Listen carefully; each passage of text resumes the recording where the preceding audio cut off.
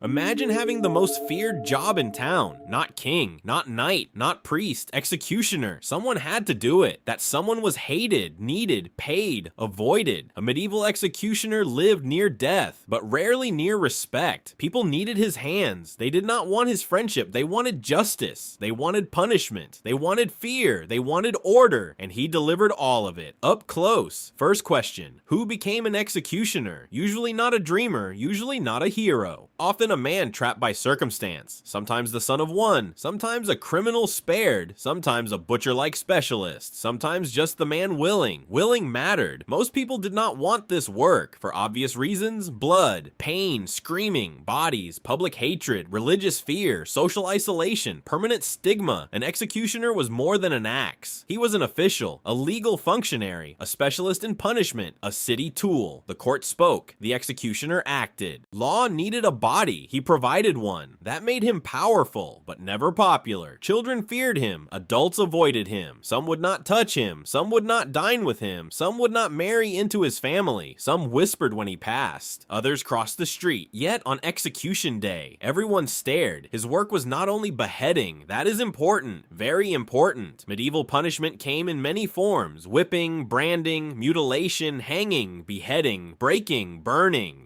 Public humiliation, torture in some places. The executioner might handle all of it. He knew ropes, he knew blades, he knew knots, he knew pain, he knew how long a body lasts. That knowledge was feared. Medieval justice loved spectacle. Punishment had an audience. A crowd mattered. Visibility mattered. Fear mattered. The message mattered. Break the law. This could happen to you. The executioner was the final message, not the judge, not the clerk, him. He turned words into consequences. That made him unforgettable. It also made him unclean, at least socially, sometimes spiritually in people's minds. He touched death regularly. He touched criminals. He touched punishment itself. So where did he live? Usually not in the best street, often near the edge, near the walls, near unpleasant work, sometimes near the prison, sometimes near the execution site, sometimes near the river. Away mattered. Distance felt safer. His house might be official or semi-official. The city might provide it. The job tied him to place, because replacing him was hard. Skill took time. Nerves took more time. And many jobs were worse than they looked. Even for him, especially for him. Think about a hanging. It sounds simple. Rope,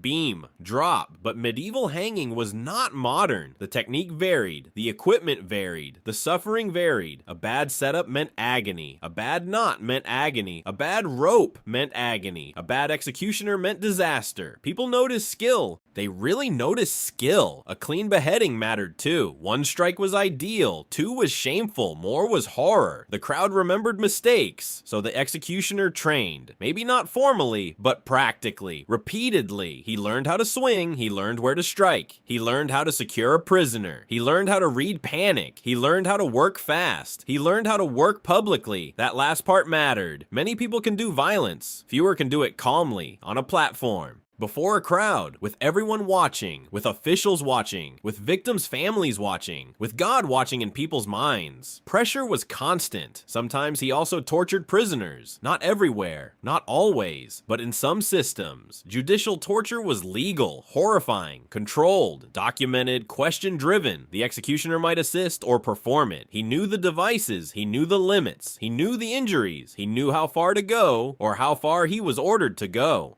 The law made this possible. The executioner made it real. That is one reason. People feared him so deeply. He also handled bodies. After punishment, after execution, after public display. The work did not end. Bodies had to come down. Remains had to move. Blood had to be cleaned. Tools had to be cleaned. Sites had to be reset. Death creates chores. He did those too. Sometimes he buried the dead. Sometimes others did. Sometimes the body was displayed. Sometimes parts were displayed. Warning mattered more than dignity. The executioner worked inside that logic. It was brutal and methodical. Did he earn well? Often better than many common laborers. The work was unpleasant. The skill was rare. The city needed reliability, so pay could be decent. Not luxurious, but decent. Sometimes he got fees, sometimes salary, sometimes both, sometimes extra for specific punishments. A hanging might pay one rate, a whipping another, torture another, transport another. Death had a price list. Justice had accounting. That sounds cold? It was. Some executioners had extra privileges. Market privileges sometimes, free goods sometimes, or goods nobody dared reclaim. Customs varied, but the pattern is clear. Society pushed him away. Society still fed him, because society needed him functioning. Even hated tools need maintenance. Yet money solved little. Could he buy respect? Rarely. Could he buy friends? Not easily. Could his children escape the stigma? Sometimes, often not.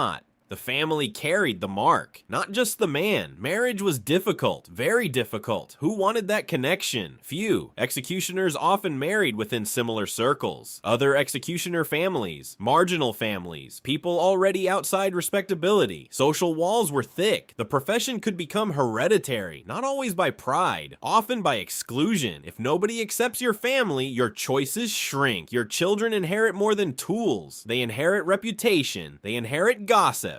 They inherit fear. They inherit the job's shadow, sometimes the job itself. People love to watch executions. That is uncomfortable, but true. Crowds gathered early. Vendors could appear. Children might be there. Officials would attend. Priests might attend. The condemned would be brought out. Then all eyes moved, not only to the prisoner, to the executioner too. How calm was he? How strong was he? Would he hesitate? Would he fail? Would he show mercy? Could he show mercy? Often no. Procedure ruled him. Now imagine his morning. He wakes early. He already knows the sentence. The city knows too. The platform is waiting. The rope is checked. The blade is checked. The assistants are checked. The guards are ready. The condemned is coming. Maybe he eats first. Maybe not much. Maybe nothing. Appetite and execution rarely mix well. Then he dresses. Not like a masked movie villain. Usually more ordinary. Functional clothing. Durable clothing. Work clothing. He walks through town. People notice. Some stare. Some avoid his gaze. Some spit insults. Some stay silent. The prison door opens. Guards bring the prisoner. The priest speaks. The crowd presses in. The condemned shakes, or goes numb, or resists, or prays. The executioner steps close. This is his moment. Not glorious, necessary, public, final. If it is beheading, he positions the body. He positions the neck. He raises the sword or the axe. The crowd holds breath, then motion.